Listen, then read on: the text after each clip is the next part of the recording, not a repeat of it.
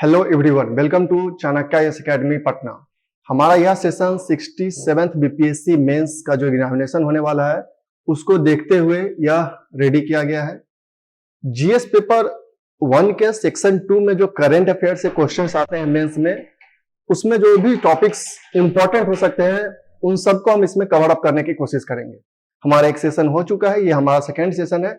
इसमें आज हम फिर से दो ऐसे टॉपिक्स डिस्कशन करने वाले हैं जो आपके एग्जामिनेशन पॉइंट ऑफ व्यू से इंपॉर्टेंट साबित हो सकते हैं। तो let's begin this session today. हमारा आज का पहला टॉपिक है SCO and India, Shanghai cooperation organisation और इंडिया का रिलेशन के बारे में। अभी ये बहुत ज्यादा न्यूज में भी था और यह आपके एग्जामिनेशन पॉइंट ऑफ व्यू से भी इंपॉर्टेंट है क्योंकि इंडिया को 2023 का प्रेसिडेंसी सौंपा गया है। रिसेंट में अभी समरकंद जो कि उज्बेकिस्तान में है, उज्बेकिस्तान का एक कल्चरल सिटी है और ये यूनेस्को वर्ल्ड हेरिटेज लिस्ट में भी शामिल है। वहां पे एससीओ का 22वां समिट हुआ था, 22nd समिट अभी रिसेंट हुआ है उज्बेकिस्तान में। और वहां पे ये डिसाइड किया गया है कि 2023 का जो प्रेसिडेंसी है वह इंडिया को हैंडओवर किया गया है। मतलब अब 2023 में जब एससीओ का समिट होगा उसका होस्टिंग इंडिया करेगा और ईरान को परमानेंट मेंबर के रूप में यहां पे शामिल कर लिया गया है। इसलिए यह इंपॉर्टेंट हो जाता है क्योंकि अगले साल की जो प्रेसिडेंसी है वह इंडिया के पास है। इसलिए हमको एससीओ और इंडिया का क्या रिलेशन है, क्या क्या डायमेंशन पे उसके इमरजेंस हो रहे हैं, क्या क्या उसमें प्रॉब्लम्स हैं, उन सब पे आज हमको डिस्कशन करना है।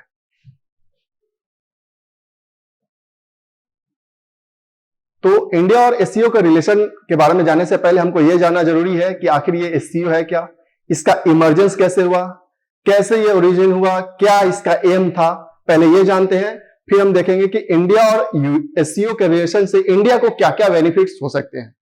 तो एससीओ ऐसा नहीं था कि ये इनिशियली ही एससीओ के नाम से जाना जा रहा था। जब इसका इस्टेब्लिशमेंट हुआ तो इसके पॉलिटिकल एम्स थे, सोशल एम्स थे, मिलिट्री एम्स थे। तो बेसिकली एससीओ एक परमानेंट इंटर गवर्नमेंटल ऑर्गेनाइजेशन है ऑफ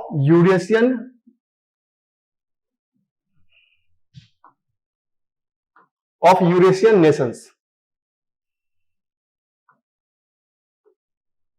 यूरेशियन नेशंस का एक परमानेंट ऑर्गेनाइजेशन है जिसका सेक्रेटेरिएट बीजिंग में है।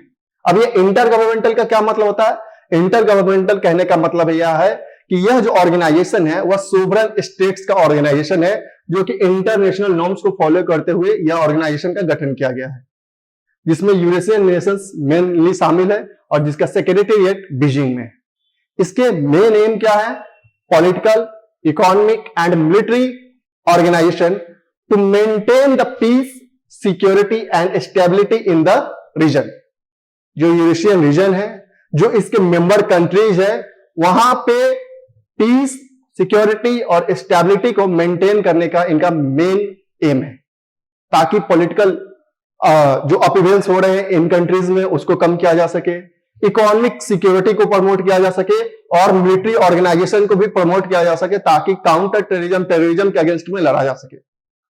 इनका मेन एम यही है कि पीस को मेंटेन करना है, इकोनॉमिक प्रमोशन करना है और पॉलिटिकल स्टेबिलिटी बरकरार रखना है in the Eurasian region and the member of these countries.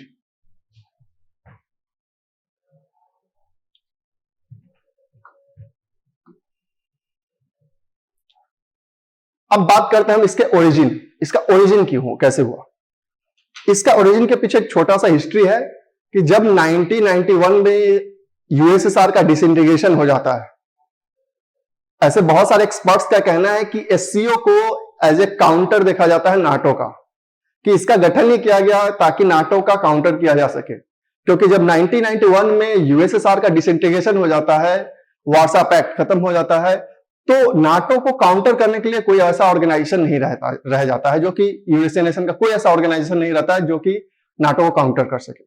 तो एक्सपर्ट्स का कहना है कि इसका गठन इसलिए किया गया ताकि नाटो का काउंटर किया जा सके। तो इसका ओरिजिन होता है इसके स्टार्ट जो ओरिजिनेशन स्टार्ट होता है वह 1996 से होता है। एट दैट टाइम इसको जो ओरिजिनेशन हम इसका जानेंगे वो संघाई 5 टू एससीओ है। अर्लियर इसको संघाई 5 के नाम से जाना जाता था।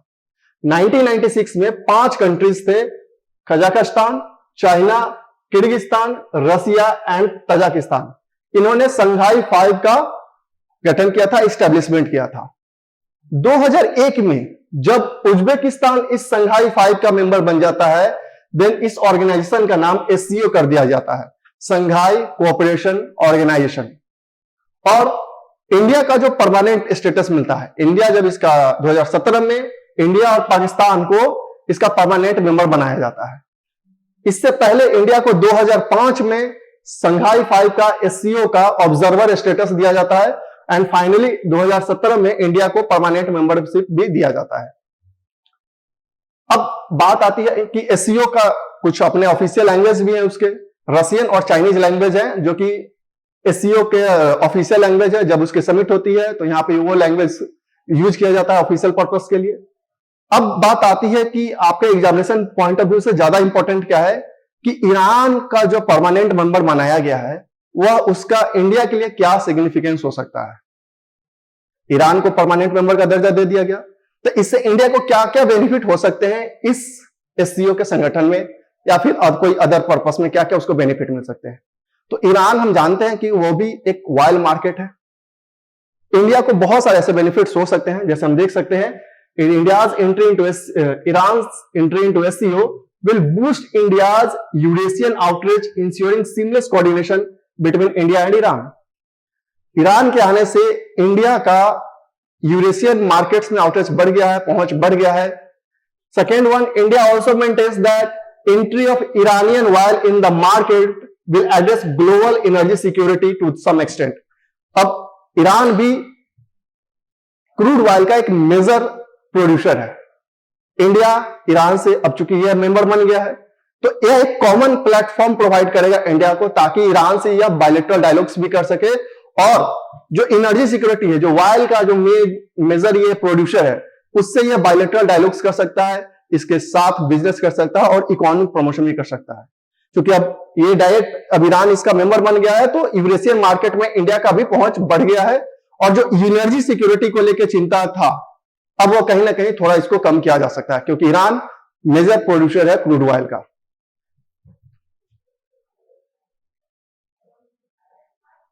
अब देखते हैं significance of SCO for India as a whole.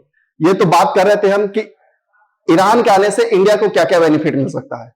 अब बात करते हैं कि इंडिया को एज ए परमानेंट मेंबर होते हुए एससीओ से क्या क्या बेनिफिट है, क्या क्या इसके सिग्निफिकेंस है।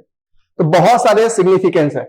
अगर रिसेंटली बात करें 2021 में जब एससीओ का समिट हुआ था दुशानबे में, जो कि ताजिकिस्तान में है, वहां पे एक डिसीजन हुआ था कि बेसिकली उस समय डिसीजन नहीं लिया गया था, एक नॉमिनेशन पेश किया गया था कि जितने भी हमारे मेंबर कंट्रीज हैं, उन मेंबर कंट्रीज के किसी एक शहर को कैपिटल सिटी, समझिए कि कल्चरल सिटी घोषित किया जाएगा। तो रिसेंटली अभी जो 22वां समिट हुआ जब इसका समरकंद में, तब यह 100% डिसाइड कर दिया गया कि अब जितने भी मेंबर कंट्रीज हैं उनके एक सिटी को कल्चरल सिटी के रूप में स्टैब्लिश किया जाएगा। और यह फर्स्ट टाइम डिसाइड किया गया अभी रिसेंटली 22nd समिट में। और इंडिया के वाराणसी को cultural and tourism capital of SCO घोषित कर दिया गया फॉर फाइनेंशियल ईयर 2023। अब इसका क्या क्या बेनिफिट हो सकता है? इसका बेनिफिट है टूरिज्म का, कि हमारे यहाँ टूरिज्म प्रमोट होगा। ये जितने भी हमारे एससीओ के मेंबर कंट्रीज हैं वहां से टूरिस्ट आएंगे और इनडायरेक्टली और अल्टीमेटली हमारे यहाँ फॉरेक्स रिजर्व बढ़ेगा। तो हमारे इकोनॉमिक पॉइंट ऑफ व्यू से, टूरिज्म पॉइंट ऑफ व्यू से और इंडिया का सॉफ्ट पावर डिप्लोमेसी के पॉइंट ऑफ व्यू से भी हमारे लिए बहुत ज्यादा इंपॉर्टेंट है, क्योंकि ये फर्स्ट टाइम डिसाइड ही हुआ है और फर्स्ट टाइम में पहली बार वाराणसी को ही हमारा कल्चरल एंड टूरिज्म कैपिटल घोषित कर दिया गया है। नेक्स्ट है सिक्योरिटी पर्पस। एससीओ हमारे लिए सिक्योरिटी पर्पस से भी बहुत ज्यादा इंपॉर्टेंट है। एससीओ का एक विंग है जिसको हम रैट्स बोलते हैं, regional anti terrorist structure. It helps to improve counter terrorism abilities, anti drug trafficking, human trafficking. मतलब ये जो रैट्स है इंडिया को हेल्प करेगा। जो इंडिया हमारा कंट्री जो है लगातार किसी न किसी कारणवश टेररिज्म से अफेक्टेड रहा है, तो रैट्स जो है अपने मेंबर कंट्रीज को भी बहुत ज्यादा हेल्प करता है काउंटर टेररिज्म में। तो इंडिया जब चूंकि इसका परमानेंट मेंबर है तो इंडिया को भी डायरेक्टली हेल्प मिलेगा through rats. And drug trafficking को कम करने में, ह्यूमन ट्रैफिकिंग को कम करने में भी रैट्स जो है इंडिया के लिए बहुत ज्यादा हेल्पफुल होगा। नेक्स्ट है regional integration. SCO helps in achieving integration and promote connectivity and stability across the borders। अब चूंकि इंडिया जब इसका मेंबर है, ईरान भी अब इसका मेंबर बन गया, तो यह एक रीजनल इंटीग्रेशन प्रोवाइड करता है ताकि जो डिस्प्यूटेड रीजन है वो कॉमन प्लेटफॉर्म पे जाके सॉल्व किए जा सके। अगर किन्हीं कंट्रीज के बीच में कोई बॉर्डर डिस्प्यूट्स है, जैसे मान लीजिए चाइना भी इसका मेंबर है, इंडिया भी अब मेंबर है, तो इंडिया और चाइना के बीच में जो बॉर्डर डिस्प्यूट्स है वो एक कॉमन प्लेटफॉर्म है जहां पे वो जाके डिस्कशन कर सकते हैं और अपने बॉर्डर डिस्प्यूट्स को खत्म कर सकते हैं और रीजनल इंटीग्रेशन को बढ़ा सकते हैं। जियोपॉलिटिकल एडवांटेज, ये बहुत बड़ा एडवांटेज है इंडिया के लिए, क्योंकि ये एक ऐसा सिंगल प्लेटफॉर्म है। इंडिया को सबसे ज्यादा अगर अपने पड़ोसी देशों में देखे तो सबसे ज्यादा प्रॉब्लम्स चाइना के साथ रही हैं, पाकिस्तान के साथ रही है, फिर भी लेकिन जो हमारे एक जो इमर्जिंग कंट्री है चाइना, वो कहीं ना कहीं हमको हमेशा प्रॉब्लम क्रिएट कर रहा है। तो उसके राइजिंग पावर को हम कहीं पर अगर कंटेन कर सकते हैं, कहीं पर उसके जो वो प्रॉब्लम्स क्रिएट करते हैं जहां पे हम डिस्कशन करना चाहे, तो SCO एक प्लेटफॉर्म प्रोवाइड कर रहा है जहां पे हम चाइना को कंबाट कर सकते हैं, उसके ग्रोइंग इन्फ्लुएंस को हम चेक कर सकते हैं, जिससे इंडिया भी अपने जियोपॉलिटिकल जो इसके पावर्स है उसको धीरे धीरे बूस्ट कर सके और चाइना के जो इमरजेंस है या फिर चाइना जो स्टेप्स ले रहे हैं वहां एक किसी कॉमन प्लेटफॉर्म पे जाके उसको डिस्कशन कर सके और चाइना के इन्फ्लुएंस को चेक कर सके। सो ये कॉमन प्लेटफॉर्म प्रोवाइड करता है for regional integration and for geopolitical security. That's why SCO is very important for India as a whole. So ये सब सिग्निफिकेंस है, और भी सिग्निफिकेंस हो सकते हैं, आप इसमें ऐड कर सकते हैं हमारा इकोनॉमिक सिग्निफिकेंस SCO के साथ। अब चूंकि हमारा मार्केट आउटरीच बढ़ रहा है यूरोपियन नेशन के साथ, तो हमारा ट्रेड भी बढ़ेगा, ट्रेड बढ़ेगा, अगेन हमारे यहाँ इकोनॉमिक प्रमोशन होगा, फॉरेन रिजर्व्स आएंगे, जिससे हमारे यहाँ फाइनेंशियल स्टेबिलिटी आएगी। और SCO का चूंकि एम ही है पॉलिटिकल स्टेबिलिटी, सोशल स्टेबिलिटी और मिलिट्री ऑर्गेनाइजेशन, तो हमारे यहाँ जो डिफेंस भी सेक्टर है उसको भी काफी बूम मिलेगा with the help of SCO। सो ये हमारा आज का पहला टॉपिक था।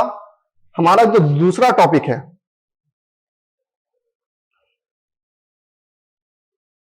वह है I2U2। अब ये टॉपिक कैसे इंपॉर्टेंट है? ये बहुत ही ज्यादा इंपॉर्टेंट टॉपिक है, क्योंकि अब इस ऑर्गेनाइजेशन को भी वेस्ट एशियन क्वाड बोला जाने लगा है। और ये इसलिए भी इंपॉर्टेंट है क्योंकि अब ये जो ऑर्गेनाइजेशन है वो अगेन एक हमको इंडिया को कॉमन प्लेटफॉर्म दे रहा है, बहुत सारे मेजर प्रॉब्लम से डील कर सकता है इंडिया इसके थ्रू। इसका गठन पहले तो हम जानते हैं कि आखिर इसका गठन कैसे हुआ था। I2U2, यहां बेसिकली I2 का मतलब है इंडिया इजराइल, U2 का मतलब है USA एंड UAE। इनिशियली इसका फॉर्मेशन होता है अक्टूबर 2021 में, फॉलोइंग द अब्राहम अकॉर्ड। यह अब्राहम अकॉर्ड क्या है? अब्राहम अकॉर्ड बेसिकली एक पीस डील है between Arab countries and Israel, which is mediated bye USA। इसका मेडिएटर USA था, जो बेसिकली एक पीस डील है। जब अरब कंट्रीज में, इससे पहले अगर अब्राहम अकॉर्ड से पहले हम बात करें तो इजराइल और अरब कंट्रीज में अच्छा रिलेशन नहीं था, तो USA के मेडिएशन में यह एक अकॉर्ड साइन हुआ और इसे पीस डील नाम दिया गया, ताकि इजराइल और जो अरब कंट्रीज है, UAE है, मोरक्को है, बहरीन है, उन सब के बीच में हेल्दी रिलेशन प्रमोट किया जा सके। तो इसी अब्राहम अकॉर्ड के according Israel and UAE to deal with issue concerning maritime security, infrastructure and transport in the region. अपने इस रीजन में, स्पेशली इन अरब कंट्रीज के रीजन में, मैरीटाइम सिक्योरिटी को लेकर, इंफ्रास्ट्रक्चर को लेकर और ट्रांसपोर्ट के मुद्दे को लेकर इस I2U2 का इस्टेब्लिशमेंट किया गया है।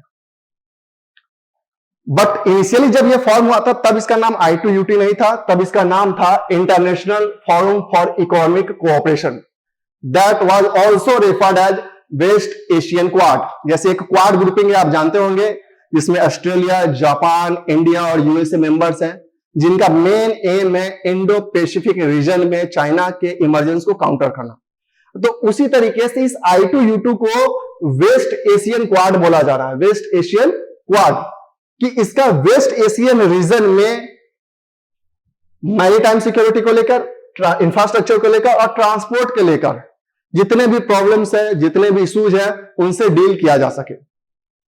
Again, I2U2 initiative is a new grouping of India, that is one I, Israel, again U2 का मतलब USA and UAE. In the groupings names, I2 stands for India and Israel, whereas U2 stands for USA and UAE.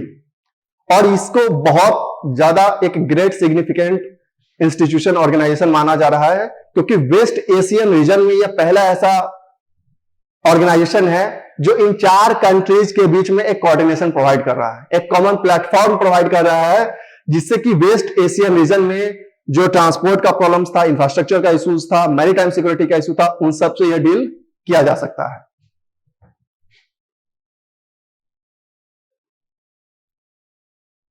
अब क्या क्या factors हैं इसके emergence के, I2U2 को बनाने में, या कौन कौन से इसके फैक्टर्स है behind the emergence of I2U2? ऐसे तो बहुत सारे फैक्टर्स हैं, जो 3 मेन फैक्टर है। फर्स्ट, अब्राहम अकॉर्ड, जिसके बारे में हमने डिस्कशन किया कि बेसिकली यह एक पीस डील है between the Arab countries and Israel to maintain a healthy relation to develop West Asian region. तो अब्राहम जो अकॉर्ड है, यह इसका पहला कारण है इसके इमरजेंस का। Under the Abraham accord pushed by Trump administration, UAE, Bahrain, Sudan and Morocco establish formal links with Israel in 2020।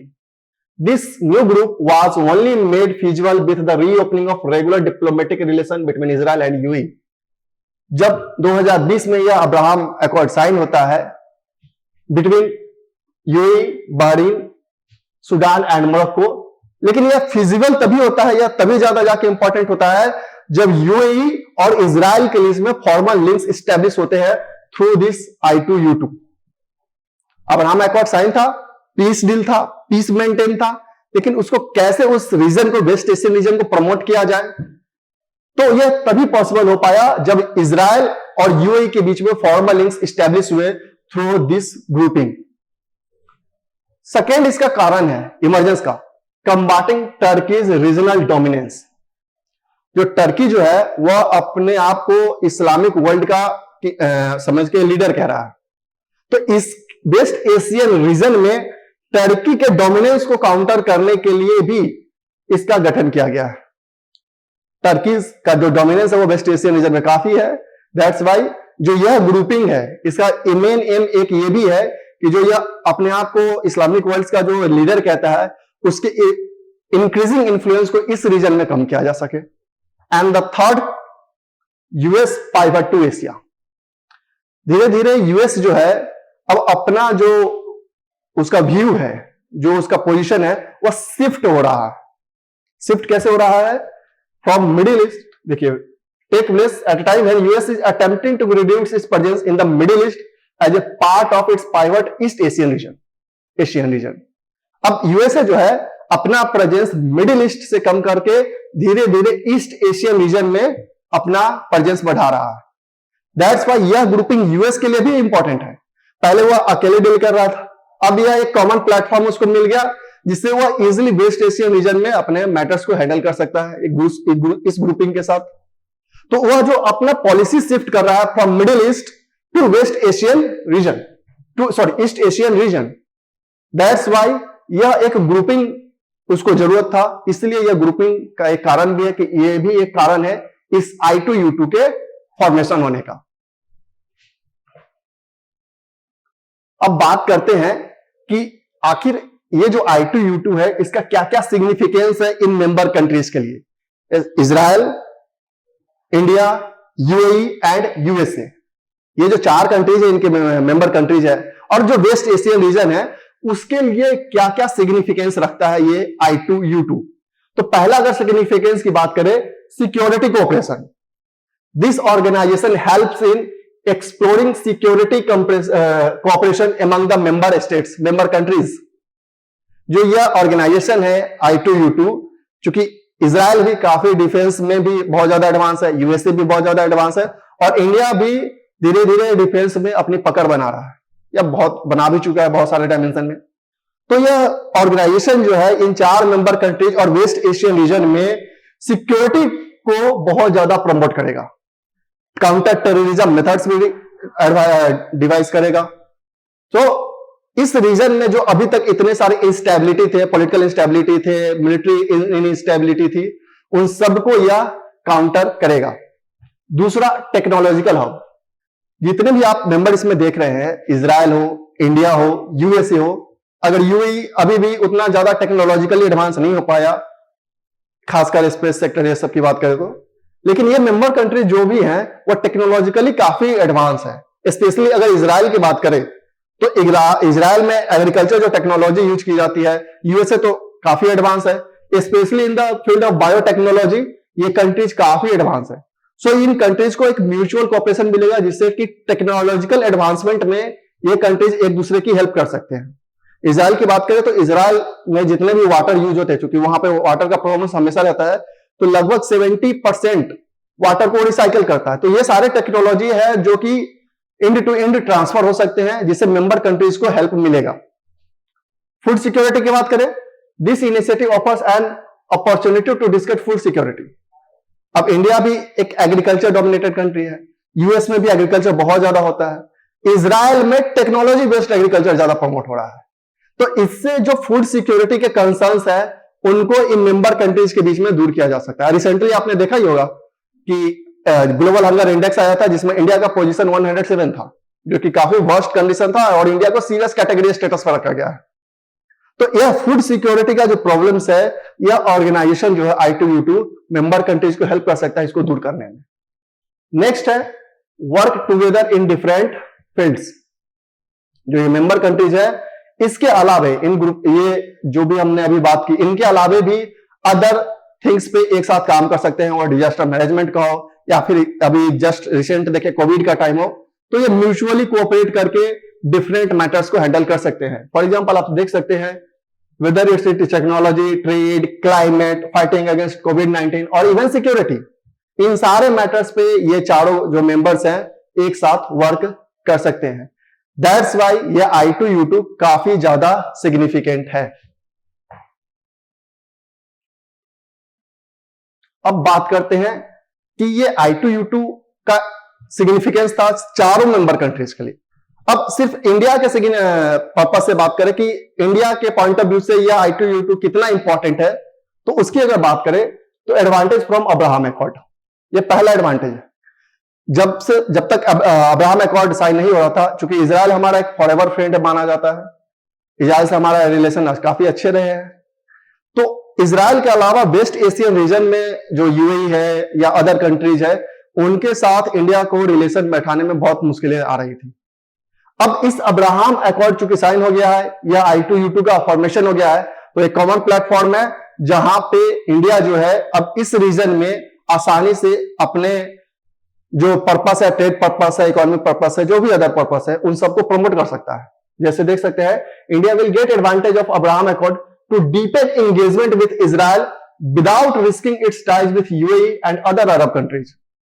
पहले चूंकि इजराइल और अरब कंट्रीज का रिलेशन अच्छा था नहीं, तो अगर इंडिया अपने रिलेशन अरब कंट्रीज के साथ प्रमोट करता था तो इजराइल को इससे थोड़ी सी प्रॉब्लम होती थी।